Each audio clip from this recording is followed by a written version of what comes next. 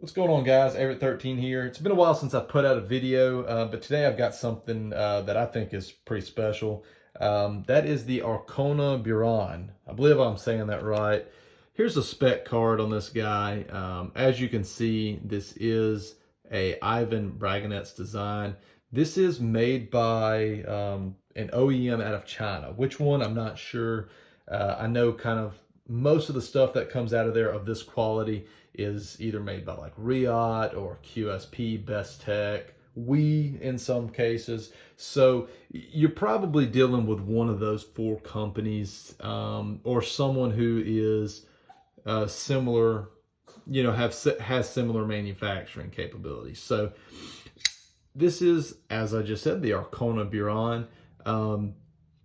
First thoughts right off the bat when I saw this knife was, this is a Transformers knife. Okay, I don't know why. I guess it's the kind of the geometric milling and pattern that's in this thing. It just kind of feels like a heavily Transformers themed knife.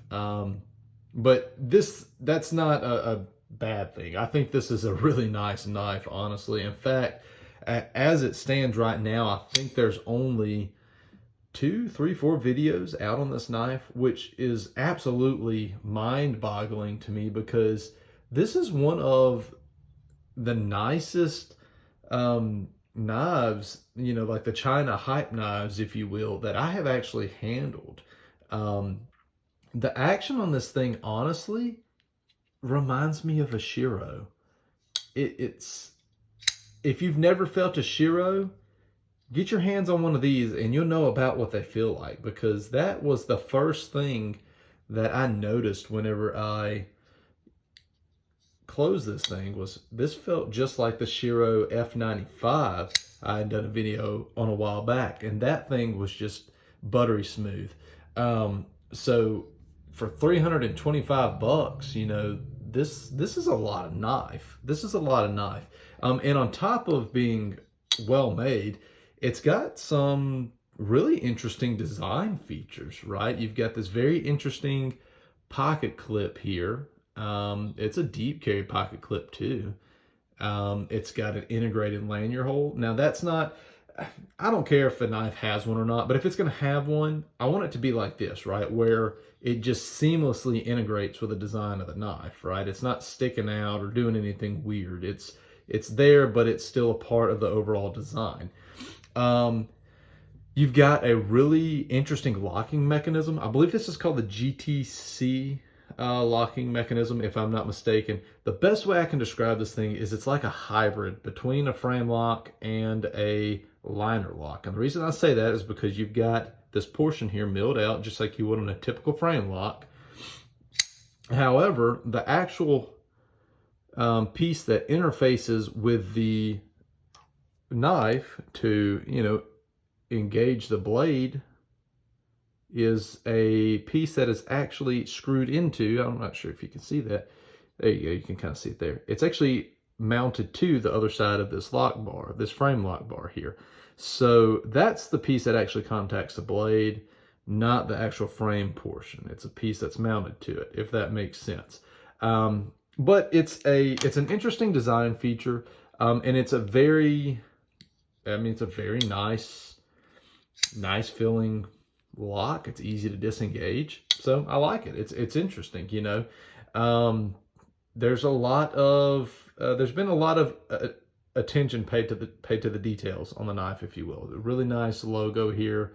You got a colored ring there. Overall, everything about this is just so well done. And I think at $325, I'm absolutely, just like I said, floored that there has not been more discussion and more people talking and raving about this knife, because it is really, it's really nice. In fact, I have been trying to slowly transition my collection over to almost, or mostly USA made blades for a multitude of reasons, right?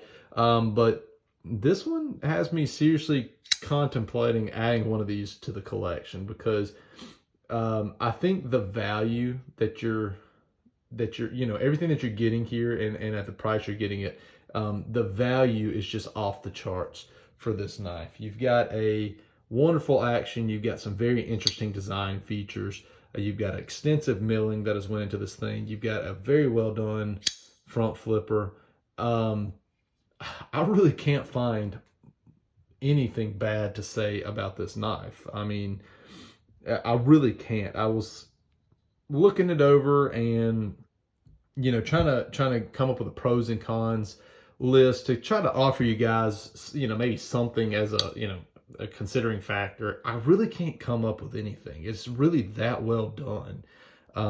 Even the milling, it's even got extensive weight reduction cuts on the inside. I mean, everything on this knife has been so well thought out and so well executed. Like I said, to the point that I just can't comprehend why this thing has not been raved about. But yeah, guys, Arkona Buran, check this thing out. Go check it out. Consider buying one. I believe as of now they're still available over at Knife Nuts Podcast. I'm not affiliated with them in any way, shape, form, or fashion. I don't get anything off of this. I just do this as a hobby. But I think it is worth noting that these are still available because I don't see how they are. I don't see how they are because the value is off the charts for a very well done, unique knife. So yeah, guys, Arkona Buran, consider liking and subscribing.